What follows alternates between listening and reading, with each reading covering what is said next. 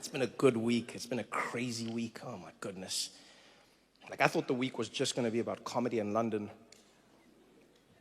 And then Israel and Iran happened.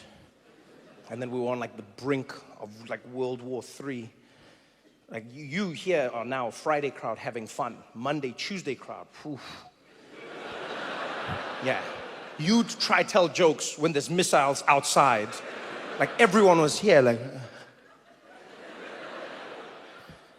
Because that would be a weird way, like, to be, you know what I mean? Like at the beginning of World War III.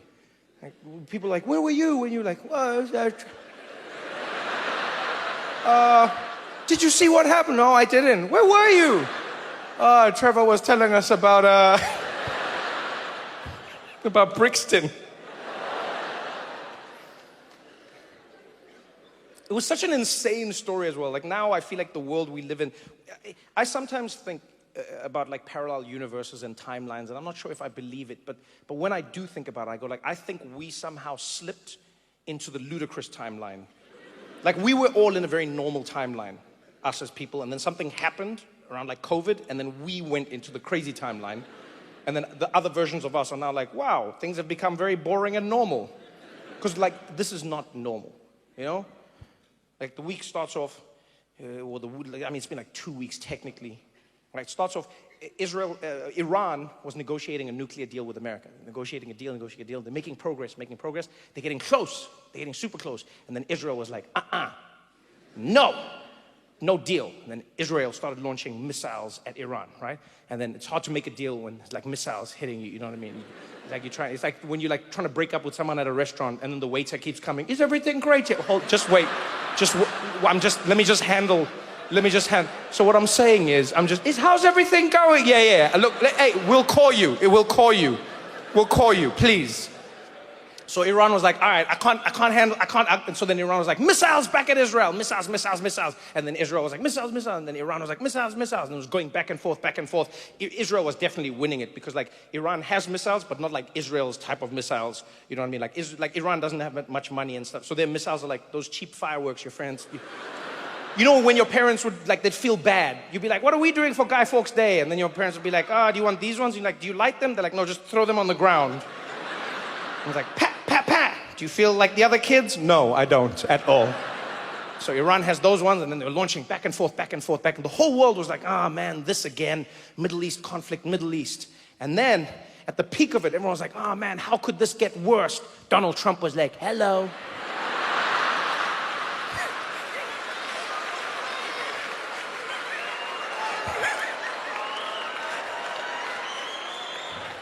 Donald Trump came in and he was like, I'm gonna help. I'm gonna totally de-escalate this situation. And we were like, my man, you've never de-escalated a thing in your life. From your hair to your politics, nothing is a de-escalation. Nothing. But Trump came in and he's like, I don't like how Iran and Israel are launching bombs at each other all the time. So many bombs, we can't have this, it's not right. Too many bombs, we gotta stop it. No more bombs, we gotta stop it, we gotta fix it. And they're like, all right, how are you gonna fix it? He's like, by dropping bombs. I'm gonna drop bombs.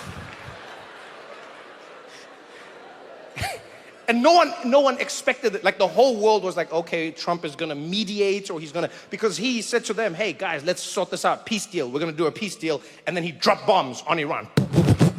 And everyone in the world was like, what the hell? And a lot of people in my life were like, oh man, I can't believe that Trump did this. I can't believe. And they were so stressed. And I was like, yes, but look on the bright side. And they were like, what bright side? I was like, on the bright side, Trump also can't believe that he did this. Like that's the one glimmer of hope that I get from Donald Trump, is that like he also doesn't know what he's doing. He's in it with us, which is a nice change. Oftentimes we're at the mercy of those in power, but he's in the mercy with us. Like we're all locked in a prison cell, but he's holding the key and he's like, we're all trapped. What are we gonna do? We're like, use the key. What are you talking about?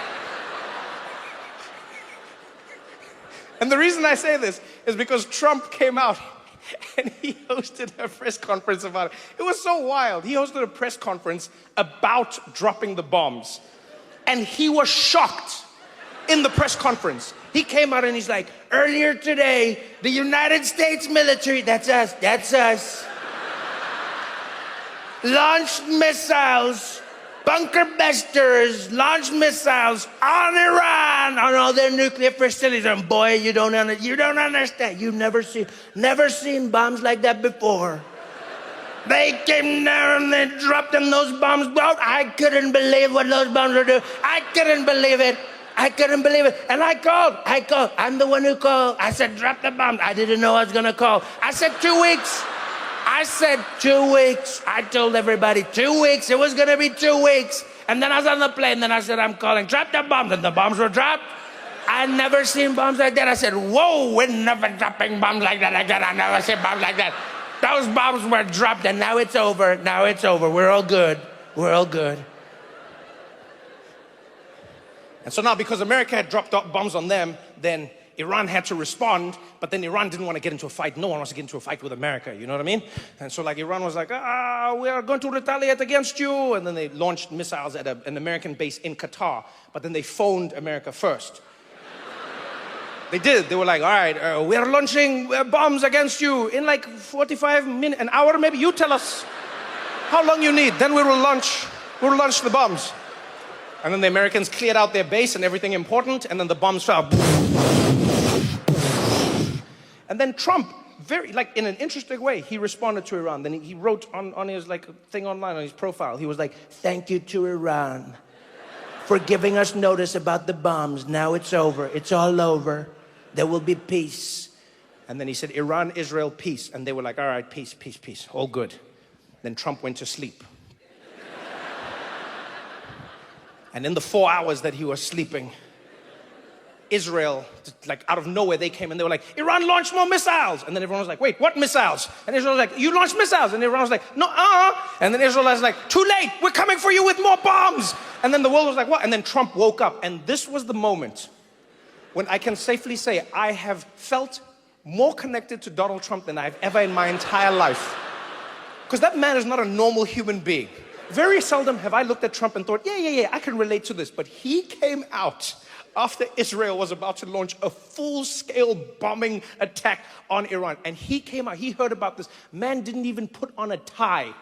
Came out of the White House half-dressed, ran straight into reporters, and he went into it. He was like, I heard about what Iran is doing and what Israel is doing. And let me tell you, I'm angry at Iran, but I'm more angry at Israel. They said peace, and I said we're going to do peace, and they're launching, and I'm sick of them. Israel, you better not do it. You don't do it, Israel. I said peace.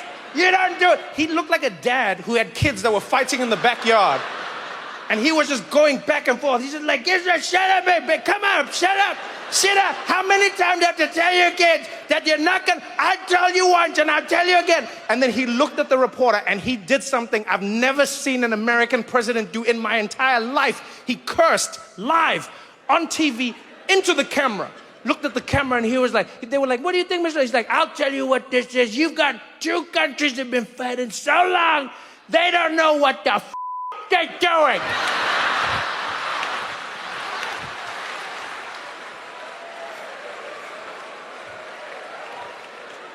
You're like, oh, Dad is mad.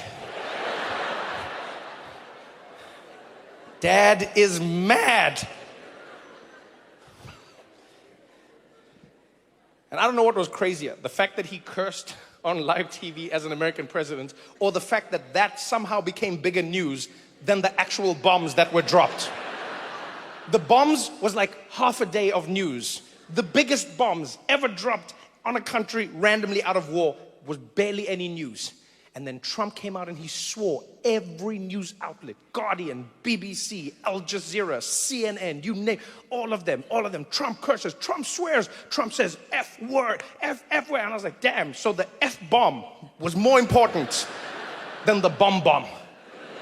Everyone on TV, we've never seen this before. We've never seen an American president curse on national television. This has never, I don't even understand what we're seeing right now. Donald Trump, and I must warn sensitive viewers, yo, you showed footage of cities being leveled by bombs. You said it just casually. Let me show you some of the bombs that were dropped here. Let me show you some of the bombs. All right, now, Trump said something. I must warn you, if you have children in the room, You might want to cover their ears.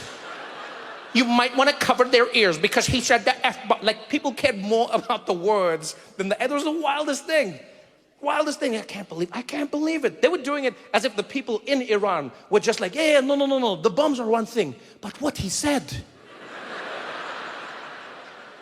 You can take bombs back, but words... Words are forever.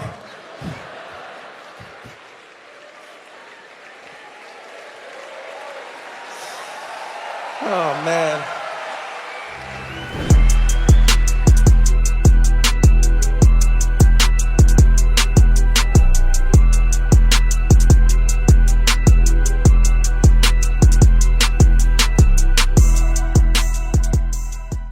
If Taylor wins, she could become the first artist ever to win Album of the Year 5 times. Yeah. Which means she would break the record of 4 wins set all the way back in 2024 by Taylor Swift. I'm just going to say Taylor. If you break Taylor's record, you know the Swifties are going to come for you. You don't want to mess with them, man. Yeah, they're like an army of Kendrick Lamars. I'm really honored and excited that I come to do it for, the 5th consecutive year. 5-timer MC Trevor Noah seeing stars and slinging jokes at the 2025 Grammy Awards. What the Super Bowl is to the NFL, what Valentine's Day is to romance, what Father's Day is to Nick Cannon. That's what the Grammys is to music.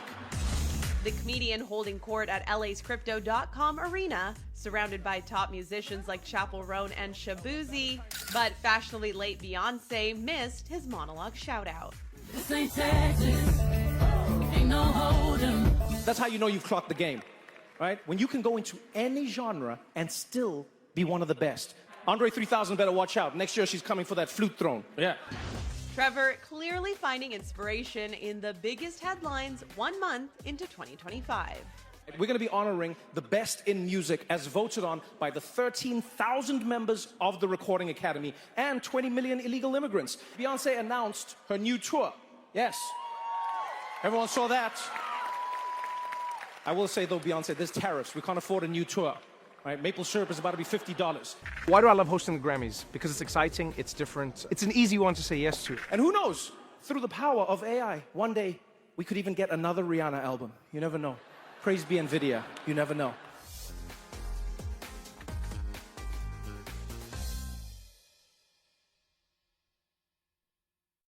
You wrote a book entitled The Cult of Trump.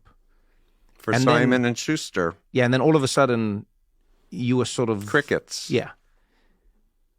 Now, we all know, doesn't matter who you are, you don't even... This is not like a political thing. You just know many news organizations, many TV stations, they've just been very afraid to be on the wrong side of Trump. Companies as well. This is not like a... Forget the politics side. They've even said, look, we're not trying to get on the wrong side of Trump. But I want to know what the pushback was that you got on Trump. And I also want to know why you so confidently could say that it is the cult of Trump when someone who supports Trump would go like, no, hey, I'm voting for, my country. I'm voting for the border. This is politics. Yeah, but also this is politics. Why are you making this about a cult? This has nothing to do with a cult. So I invite you to read The Cult of Trump because it still is valid. Mm-hmm. Everything's been validated.